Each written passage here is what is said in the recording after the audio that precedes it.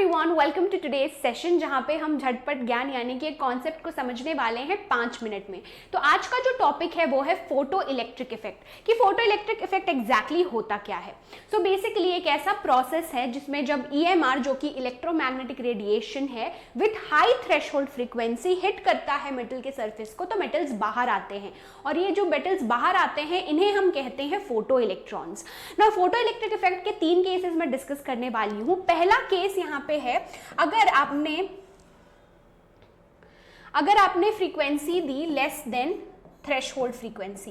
सो basically threshold frequency minimum frequency होती है जो कि होनी चाहिए इलेक्ट्रोमैग्नेटिक रेडिएशन की, जिसकी मदद से इलेक्ट्रॉन्स बाहर आ सके।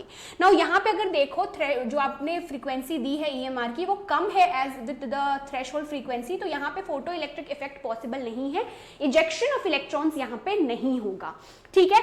नाउ सेकेंड केस जो है जहां पे आपका जो EMR का फ्रीक्वेंसी है that is exactly equal to threshold frequency, तो यहां पे मैं लिख देती हूं, so this is your threshold frequency.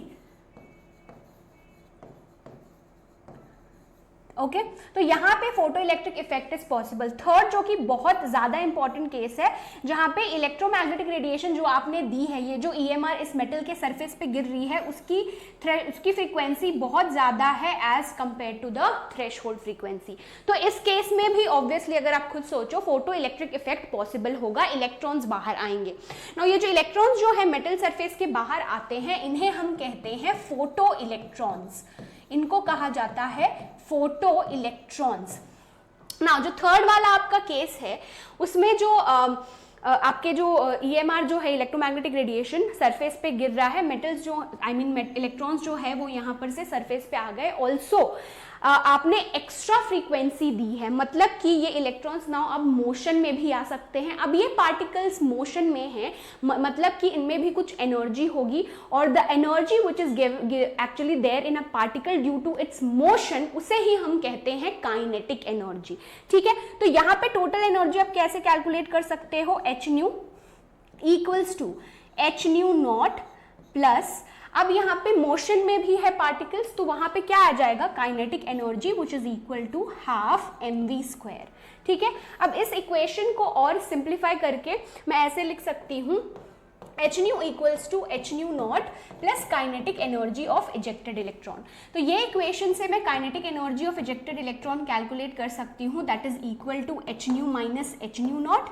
तो यहाँ पर से काइनेटिक एनर्जी कितना आ गया, hν माइनस न्यू नॉट, और जो H है वो प्लैंक्स कांस्टेंट होता है जिसकी वैल्यू होती है 6.626 into 10 to the power minus 34 joule second, ये फिक्स्ड वैल्यू है। ठीक है। तो आप kinetic energy of ejected electron कुछ इस प्रकार से कैलकुलेट कर सकते हो। इससे बहुत सारे न्यूमेरिकल बेस्ड क्वेश्चंस डेफिनेटली आते ही हैं।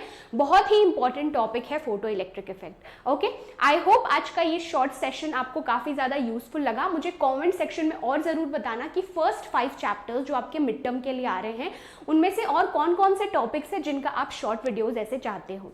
अगर आज का सेशन यूजफुल लगा, डेफिनेटली अगर आप न्यू हो चैनल पे तो सब्सक्राइब कर देना। See you soon with yet amazing sessions. Bye bye, happy learning, take care.